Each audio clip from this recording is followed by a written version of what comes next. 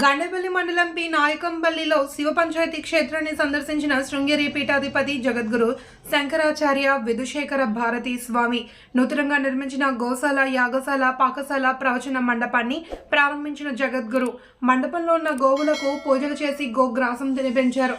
అదేవిధంగా హోమాల వద్ద స్వామివారికి వేద పండితులు పూజలు నిర్వహించారు. ఈ సందర్భంగా తత్వం చారిటబుల్ ట్రస్ట్ వ్యవస్థాపక అధ్యక్షులు శ్రీనివాస్ బంగారయ్య శర్మ ఆధ్వర్యంలో నిర్వహించిన ఈ కార్యక్రమంలో శంకరాచార్యులు మాట్లాడారు. ఒకే పరమాత్మ అన్ని దేవుల్లో మనకి దర్శనం కలిగిస్తుంది అనే విషయాన్ని శంకరాచార్యులు ఉపన్యాసం ఇచ్చారు. పంచాయత్ దేవులను ఒకే పీఠంలో ఉంచి పూజించడం అనే పద్ధతిని శంకరాచార్యులు తీసుకొచ్చారు. తారతమ్య దృష్టి ఎవరికి ఉండకూడదు అని తన గురువు శంకరాచార్యులు చెబుతూ ఉంటారు అని అన్నారు. సభ అనంతరం కాట్రావులపల్లి మీదుగా జగ్గంపేట మండలం ఎర్రిబాగ గ్రామంలో ఉన్న జ్యోతిర్లింగాలను ఆయన దర్శించుకున్నారు. జగ్గంపేట ఎమ్మెల్యే జ్యోతుల నెహ్రూ ఆధ్వర్యంలో ఏర్పాటు చేసిన సభలో ఆయన మాట్లాడారు. ఈ కార్యక్రమంలో జగ్గంపేట ఎమ్మెల్యే జ్యోతుల నెహ్రూ, చైతన్య విద్యా సంస్థల చైర్మన్ చైతన్య రెడ్డి, గ్రామ నాయకులు మల్లిరెడ్డి, పాపారావు, ఎస్వీఎస్ అప్పలరాజు, గండేపల్లి మండల అధ్యక్షులు పోతుల మోహన్ రావు తదితరులు పాల్గొన్నారు.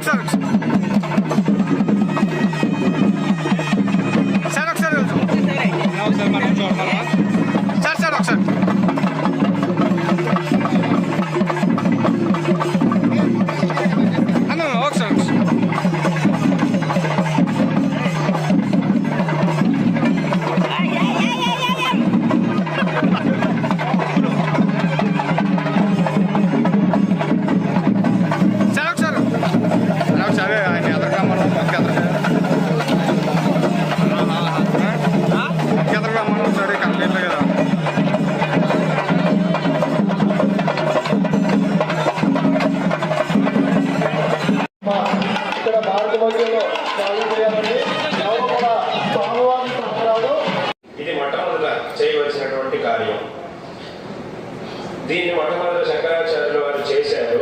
అయితే ఆ తర్వాత వచ్చినటువంటి ఇంకొక సమస్య ఏమిటి అంటే, ఆస్తికుల్లోనూ మళ్ళీ అనేక విధమైనటువంటి విభాగాలు ఏర్పడ్డాయి.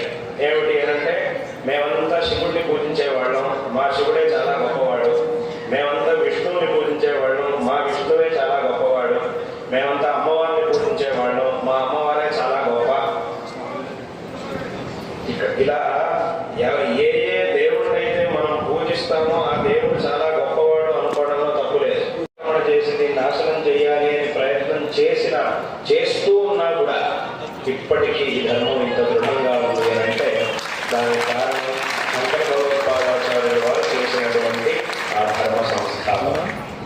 వారు శంకరాచార్యుల వారు ఈ ధర్మం యొక్క గొప్పతనాన్ని అందరికీ తెలియజేసి దీంట్లో ఉన్నటువంటి అనేక విధమైన విషయాల్ని అందరికీ ఉపదేశించి ఈ ధర్మం మీద ఏ విధమైనటువంటి ఆక్షేపణలకు అవకాశం లేదు, వచ్చేటటువంటి ప్రతి ప్రశ్నకి ఇక్కడ సమాధానం ఉండనే ఉన్నది అనేటటువంటి విషయాన్ని శంకరాచార్యుల వారు ఈ లోకానికి తెలియజేశారు.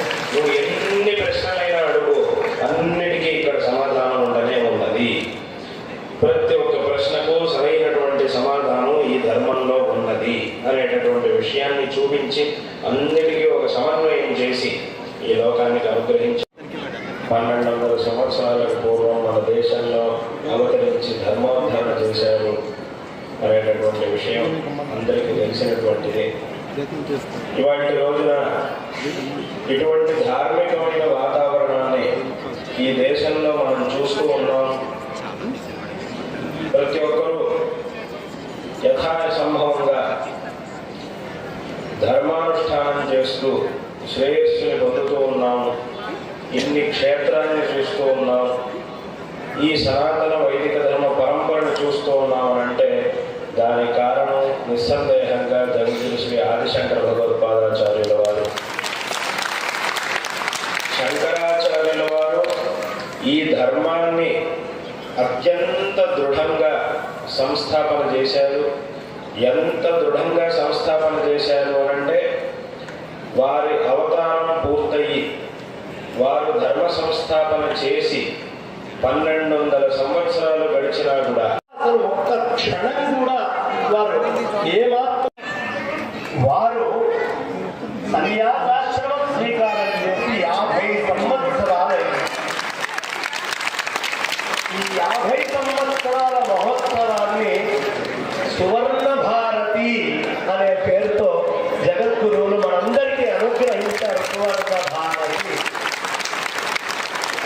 ఇప్పుడు మనం కట్టినటువంటి ఈ సువర్ణ భారతి ప్రవచన మండపమైనా, సువర్ణ భారతి గోశాలైనా, సువర్ణ భారతి పాఠశాలైనా ఇది ఒక చరిత్రని సూచించేటటువంటిది. 50 ఏళ్ళ తర్వాత 70 ఏళ్ళ తర్వాత ఈ పేరు ఎందుకు పెట్టారయ్యా అంటే ఈ ఘట్టాన్ని పురస్కరించుకొని ఈ పేరు పెట్టారండి అని. నమామి భగవత్పాద శంకరం లోక శంకరం లైవ్ ఉంది కదా తీర్థం విద్యాపీఠం భారతీ తీర్థమాశ్రయే ఆయన తెలుగు వచ్చింది విద్యా వినయం శారదే పాహి మాం శంకాహి మాం శంకర రక్ష మాం. ఇవాళ నాయకంపల్లి గ్రామము సాధించి కాశ్మీర